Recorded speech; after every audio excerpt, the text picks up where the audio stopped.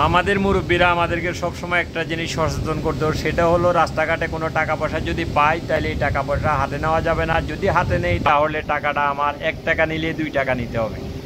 1 টাকা যদি আমি হাতে নেই রাস্তার, তাহলে আমাকে 2 টাকা আর 1 টাকা ভর্তুকি দিয়ে আমাকে ওই টাকা পরিশোধ করতে হবে, অথবা মসজিদে দান করতে হবে, মসজিদে দিয়ে দিতে হবে।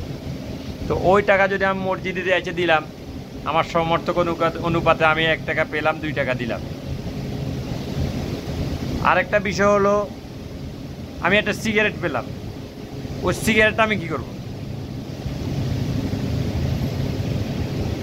সিগারেট বাদ, এবার আমি দেখা গেছে 10 কেজি স্বর্ণ পাইলাম, 10টা কেজি স্বর্ণ পাইলাম।